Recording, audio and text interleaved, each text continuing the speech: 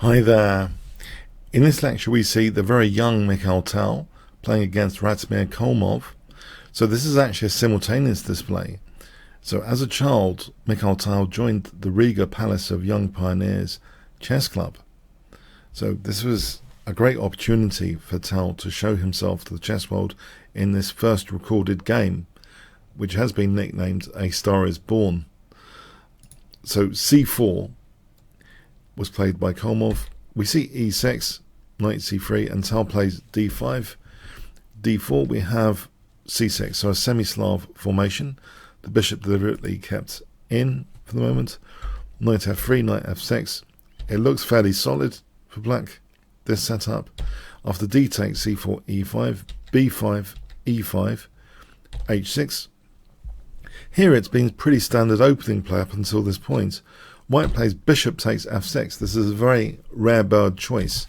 In most games, the bishop goes to h4, and quite a lot of games follow the kind of well-worked out path of Mikhail Botvinnik, who had been researching this system. And g5, knight takes, this sacrifice has all been well worked out. And many games actually just start from this position, which is quite deep in. So it's a very well-researched opening indeed. But bishop takes f6 does have some subtle downsides to it. This g-file could be dangerous, especially if white doesn't fianchetto. This could be a dangerous file to white's king if white castles on that side of the board. White plays e takes here, and now bishop b4. Perhaps, in a technical sense, bishop b7, g3, queen takes f6. Even if white fianchettos here, black could make use of this dark square bishop without a counterpart. So, for example, if white castles bishop g7, black could look forward to c5 to try and make use of this bishop. And even if white plays like this for knight h5, that can be stopped. The undermine on the queen side could be answered with central counterplay like this. So that is another way of playing it with bishop b7 here. It seems, Tal at this point, very young Tal, plays quite a committal move in bishop b4. Preparing to give up the dark square bishop. However, it does have its upsides as well to fix a pawn on c3, which could be a target later. So we have bishop e2, queen takes f6, white castles, and now, Tal doesn't want to keep that knight on the board. It could actually hop into e4 as well at some point. It's taken, leaving a potential target pawn on c3, not defended by any other fellow pawn. So is this pawn potentially a good point to use at some point for an attack against white's king in some way, maybe indirectly? We see knight d7, a4, bishop b7. Now white plays a very adventurous move which does suffer quite a bit in various ways.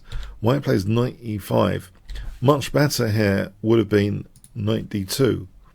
So for example, a6, bishop f3. And white should have a small edge. The king is secure enough. White could try and invade a little bit on the a file or keep an eye on these dark squares in black's camp. So here, white would be quite solid. The king would be safe. This should have been the path in theory used, perhaps knight d2. But instead, with knight e5, this pawn sacrifice is a bit ambitious. After queen takes e5 here, bishop f3. There is a weakness of the last move as well. The bishop's not covering d3, and there's a vulnerable pawn on c3. Tal plays a very strong move here, rook d8. We see queen c2. If queen e2, Tal would just, he could just take queens here and be better in this position. Black is material up. 2 pawns up, in fact. But we see queen c2, now rook d3. And white completely loses the plot with a takes b5. But if bishop e2, then the c3 pawn goes. So rook takes c3 and rook g8. This is a very nice position for black indeed after queen d5.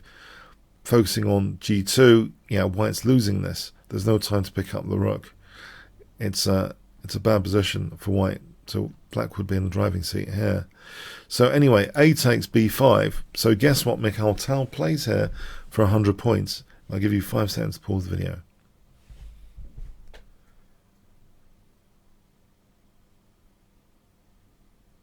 Okay, yeah, this g-file is dangerous. It's proved to be dangerous with rook takes f3, because the bishop is also conspiring against the king here. We have rook takes a7. If g takes f3, rook g8 check, and c takes b5, big threat, bishop takes f3, and say queen d1, then queen f4.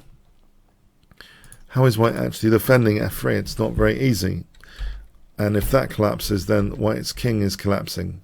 So this position, you know, black's a bishop up and is going to be mating, for example, like this. So rook takes a7 was tried, but it is not just a bad, it's a lost position with correct play.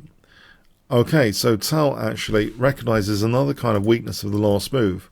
The rook's abandoned that first rank, and in fact, Tal can take care of issues here by playing for 50 points here. What would you play with black? Very calm move, very strong. Okay, given that weakness of the back rank, now queen takes b5 is possible, protecting the bishop, not minding the rook being taken.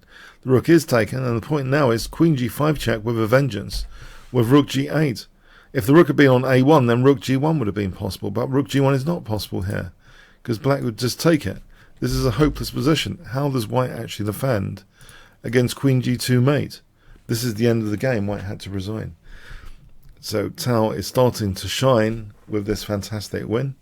If h3, for example, queen g2 mate, there's no defense here for white. So fantastic win, illustrating a nice road to the king, a nice hook square d3, several weaknesses of the last moves expressed, tapping into the weakness of the last move with the bishop move, tapping into the weakness of the last move with the rook move, so making the back row vulnerable. So we see Tal, you know, tapping into these kind of energy shifts. You know, if the opponent goes east, you know, Tal was going west. He's using the art of war in a very tactical manner. He's taking the weaknesses of the last move into account, king safety, and that novel move, bishop takes f6, drastically punished in the end. Okay, so I hope you enjoyed that from the very young Mikhail Tal. So this set the tone, you know, this kind of attacking game set the tone to his career. Okay, thanks so much. Hi there. Thanks for getting to the end of the YouTube video. If you would like to see other Mikhail Tal games, I actually have an amazing course for Mikhail Tal, which is currently at 4.9 with over 400 students. You can check this out from the Kingscrusher TV page. So Chess Strategy and Tactics, Mikhail Tal's amazing games. You can check out some free preview videos as well here. If you do expand all sections, you can see the preview links to get some free previews. So I hope you do check out this course index and the free previews. So I really had a thrilling time actually checking out Mikhail Tal's games. So yeah, the YouTube video here you saw was just a sample from this course. I hope you check it out. Okay, thanks so much. Oh, by the way, comments, questions, likes, shares, all appreciated. And if you did get to this, you know, part of the video, please do leave some sort of comment like Tal fan. Okay, thanks again.